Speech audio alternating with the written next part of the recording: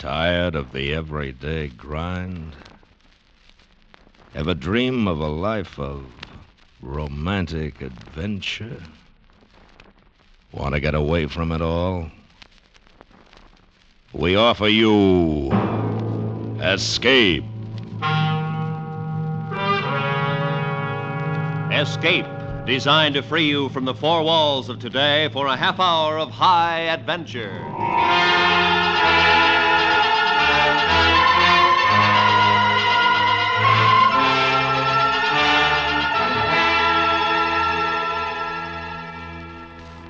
You are trapped in a snowbound cabin in northern Canada. The temperature is slowly dropping, while across the table from you, his eyes staring at you, is your only companion, a madman, waiting for his chance to kill you. Listen now as Escape brings you Anthony Ellis's terrifying story, A Study in Wax.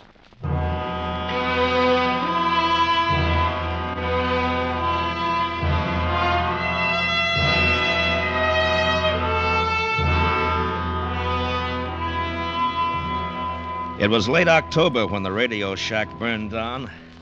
We never did decide whose fault it was. Maybe Cabell with his cigarettes, or maybe me. Anyway, I guess the whole thing began when we lost the phone transmitter and receiver.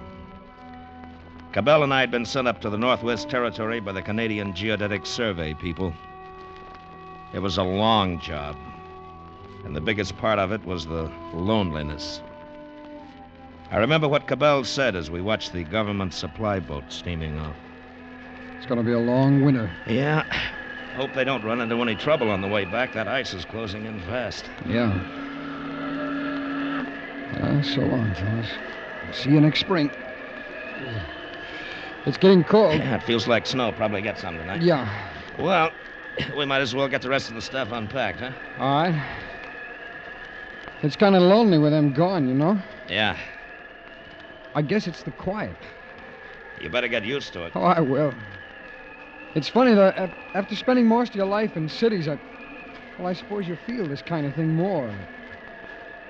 There's an awful lot of nothing out there. You need a drink. Come on. It wasn't that Cabell was moody or anything like that. I think he wasn't used to being out of touch with people and things he was accustomed to in the cities. I was the opposite. I kind of liked the loneliness. As a matter of fact, now that I think about it, we were a pretty strange couple to hit it off the way we did. And when you got 7 months to spend alone with another man, you got to be sure of each other. Now, we thought we were. Until after the radio was gone.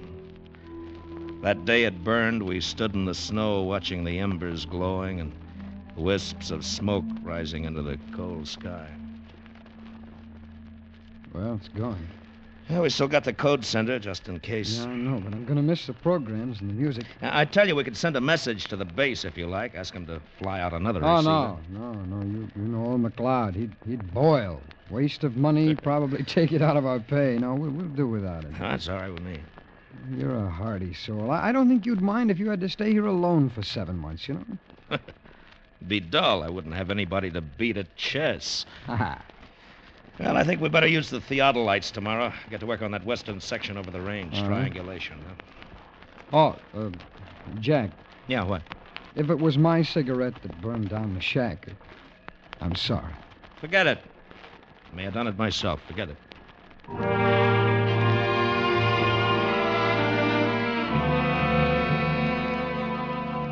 By the end of November, we'd done pretty well as far as work was concerned.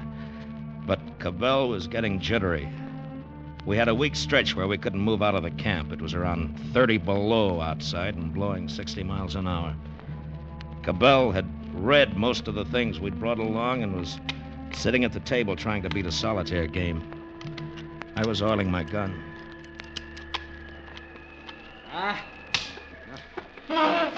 Odds are against you every time. Oh, I know it. Oh, I wish this weather would ease off. It will. Hey, I got an idea. What? What do you say we open our Christmas presents tonight? Our Christmas? Yeah. It's November. I know, but I'll bet there'll be some books. I told my folks to pack some books. Yeah, well, what'll you do when you finish? I don't know, but I've got to do something. I just wish we had the radio. Look, we can send a message. If McLeod wants to cut our heads off for burning up his property, he'll have to come here to do it. If not, maybe he'll be feeling good and send it to us. Well, it's worth a try. Do you mind? It's not you, Jack. We talk and play chess, and it's swell, but... Well, I miss the outside. I feel like... Well... I know. Give me a pencil. Sure, I'll get one. Here you are. Thanks. Yeah, how does this sound? Radio shack burned to ground. Can you send new receiver? Mm-hmm. Have only small set on fixed channel. Jack, couldn't you say emergency? No, that'd go over big with McLeod. We miss Canadian and U.S. mystery shows, must continue to hear them in order to keep up our work. Leave it as it is. All right. Switch on the generator, will you? Sure. It's kind of stuffy in here, isn't it? I was thinking it was cold. Old woman. Well, here we go. McLeod's gonna love this.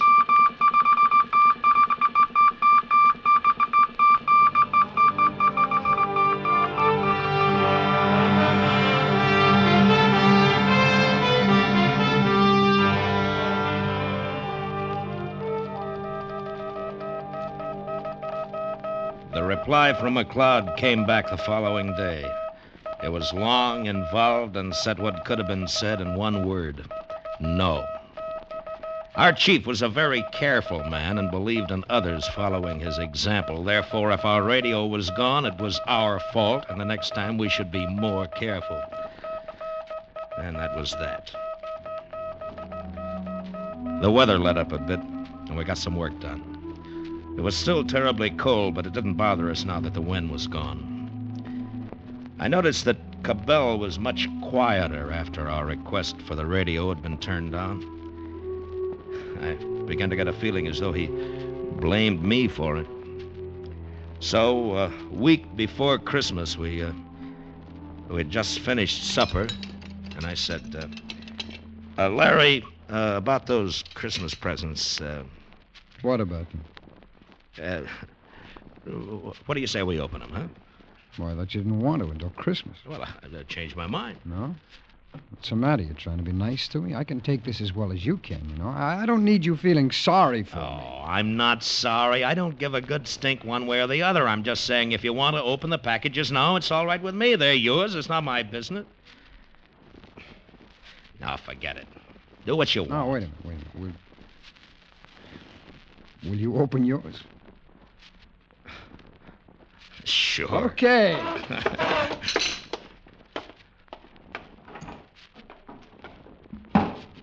He got a hammer and started to pry open the case. Our families and friends had done their shopping in August, and we'd put their gifts together in the case. And at the sight of those colorful wrappings, Cabell began to smile. Oh, mother of mine. He was back in touch again. They were little things, but a label, a scratch of handwriting, the feel of something different was blotting out his loneliness. Hey, we did great. The great far coldness outside. Come on over. Come on. See what you got. Okay. It doesn't feel like books. They wouldn't pack them like this, would they? Oh, they might. This is from my sister. You met her, Jack. Nancy, the one in Winnipeg? Oh, Nancy. Oh, yeah, sure. Hey, look. What? Look at that. Look what we got. It's a phonograph. A phonograph? Yeah, there must be some records in here. Jack, wind it up, will you? Oh, yeah. This is great. There's a big stack up in here. There must be... Oh, of all the lousy, crummy luck. What? What's the matter? They're broken. Oh, that's a shame. Broken. All of them? Well, there's... Wait a minute. There's two of them. It's okay. Well, that's good. It's great. Listen to this, will you? What? Bugle calls of His Majesty's Army. What? I mean it. Look. It belonged to my father. I remember him playing it when I was a kid. Well, what's the other one? Let's see.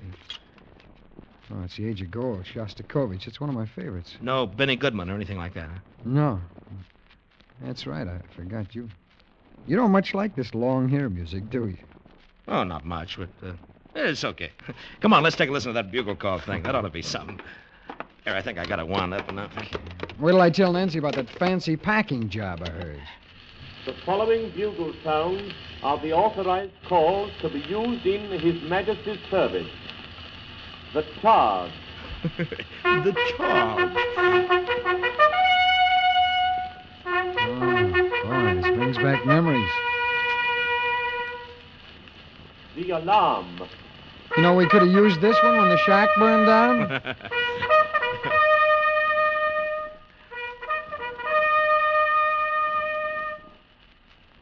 Officer's call. Oh, on this one, everybody comes. No, it's the next one.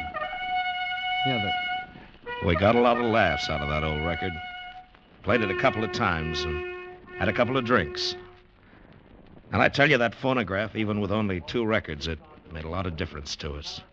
The strain seemed to be gone. And then Cabell put on his Shostakovich and got lost in it. To me, it wasn't much. It was all cluttered up with a lot of noise that hurt your ears. He must have played it a half a dozen times while we unwrapped the rest of the things. There were a lot of books and magazines, and that was real good. I figured we could stretch him out for at least 3 months, which would take us into March. But by the next day, the weather turned bad. A blizzard came down. We stayed inside until the day after Christmas. And Cabell, he was like a kid. He smoked cigars, drank brandy, listened to his record, and read. And in 10 days, he'd read every single thing. And then he had nothing to do but listen to his record.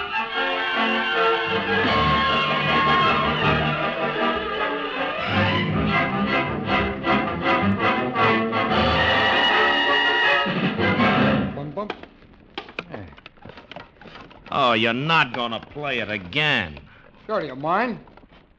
Well, I wouldn't mind not listening to it for a while. Why don't you try the bugle calls? They're quieter anyway. Learn to appreciate good music, Jack. You're missing something. Well, maybe I will.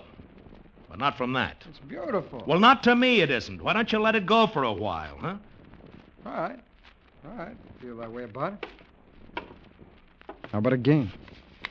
No, not right now, thanks. I want to finish reading this article. What are you reading? Oh, yeah, I read that. That's not much. You know, that guy never could write. Oh? I think it's pretty good. Depends on what you're used to reading, I guess.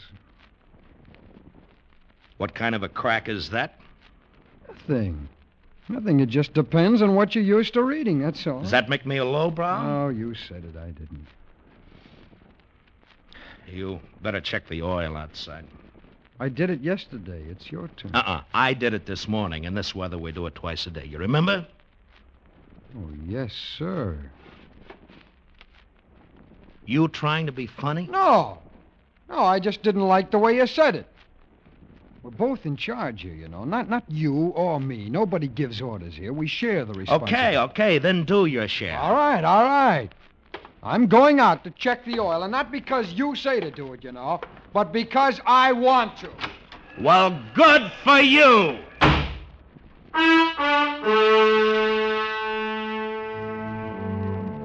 When I think of it now, we sounded like a couple of kids. And I can't even remember what it was that set us off. But I'll never forget what happened because of that day. You don't easily forget a thing like death.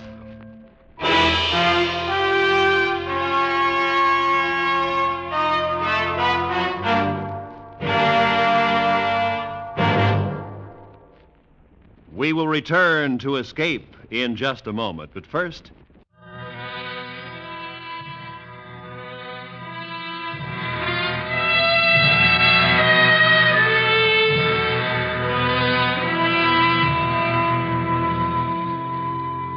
Cabell and I didn't talk to each other for the next few days. Not the way we used to, I mean. Just conversation that was necessary to do our work. And that was it. He didn't play his record either. New Year's Eve day, we got a couple of messages through in code from our families.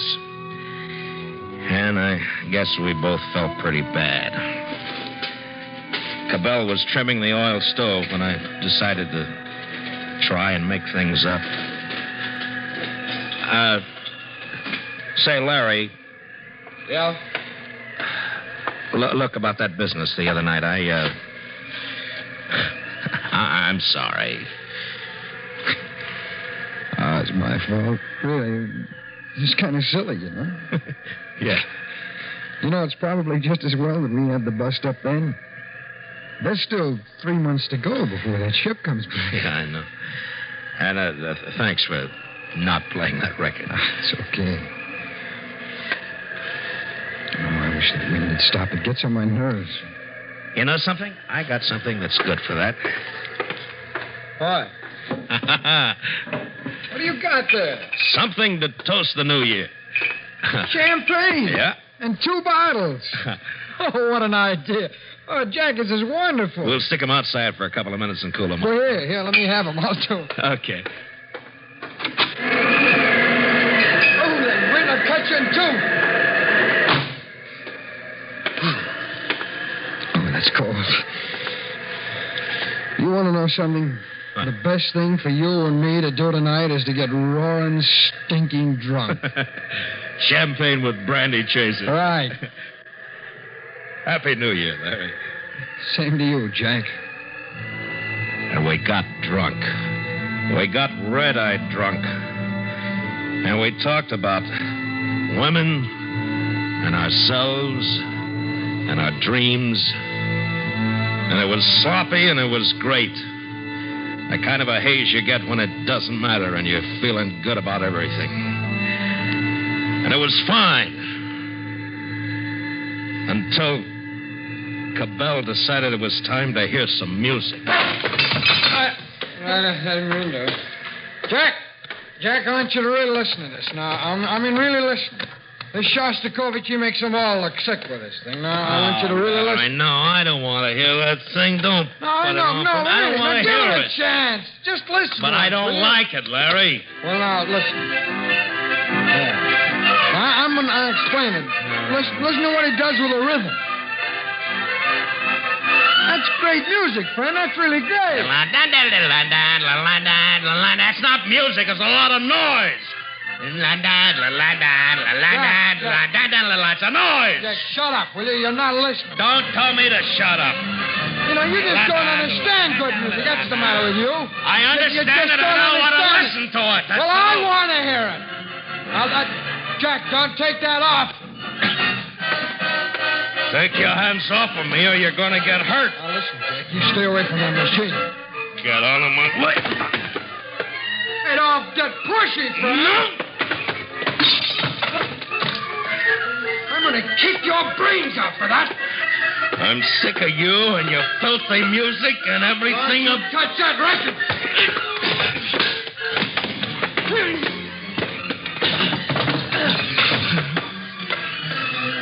Now take a good listen. Because you're not going to hear it anymore, this thing. Not as long as I'm here.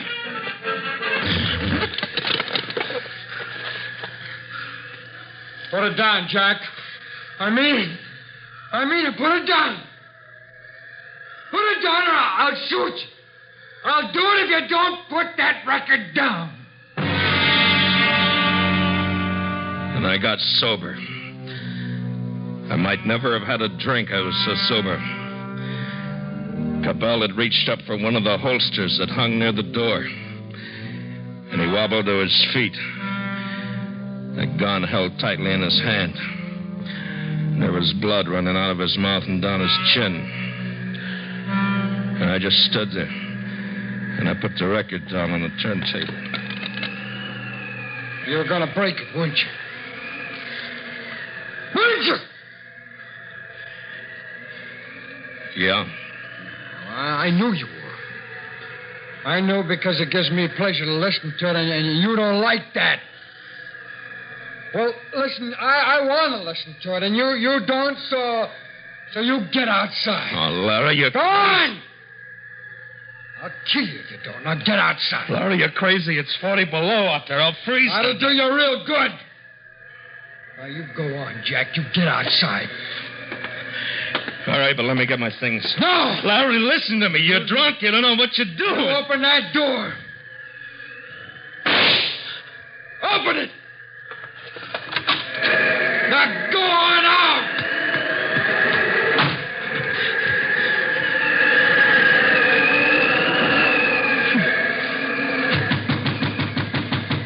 Larry!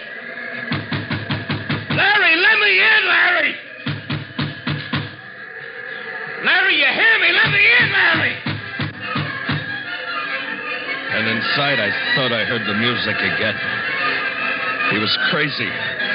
Crazy drunk. I went around to the back trying to get away from the wind, but it wasn't any good. There wasn't anywhere to get away from it. I've seen what happened to men caught in the open this way, and I knew how quickly it could happen. So I ran and I jumped. Anything to keep moving. And all the time, I couldn't believe it was happening. I don't know how much time went by. Maybe it was a minute. Maybe it was 10. Jack! Jack, where are you? Jack! I heard him calling. Through the flurries of powdered snow blown off the roof, I saw Cabell standing in the doorway. And I saw the gun still in his hand, hanging by his side. Come on in, Jack! And I forgot the cold.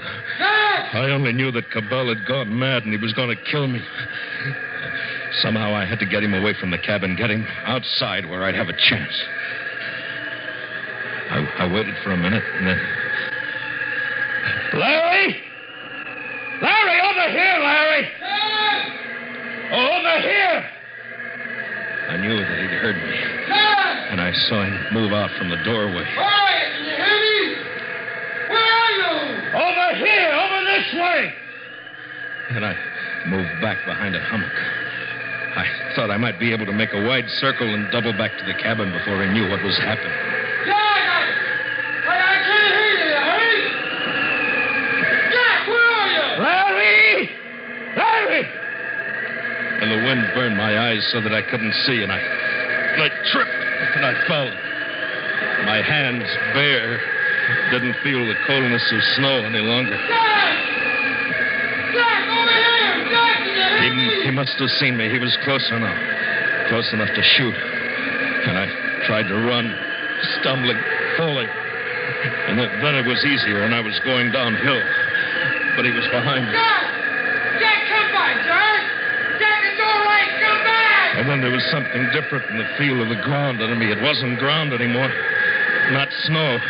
It was ice. Jack! I'd reached the shore, and I was going out on the frozen sea. Jack, don't go out there!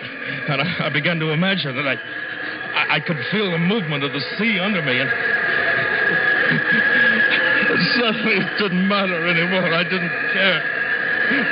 I couldn't run. I just wanted to lie down. Jack! I just wanted to lie down.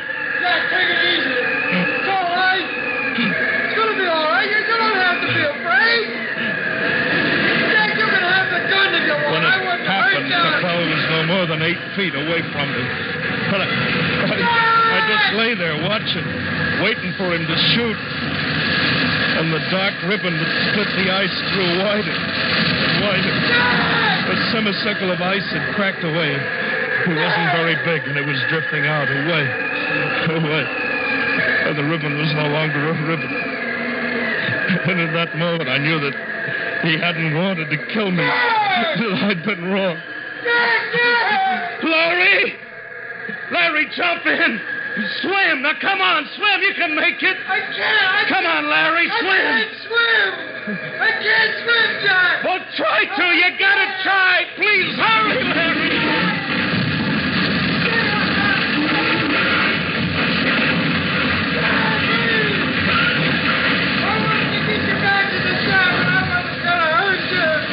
He moved away faster after that. Then I couldn't see him anymore. He was lost in the blackness. But I could hear him. Oh, Lord, I could hear him.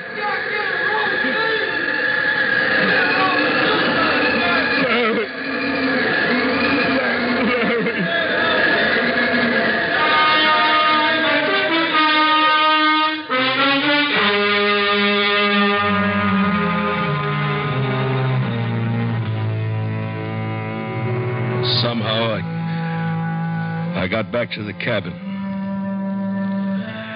And I remember getting the transmitter switched on, sending the message through.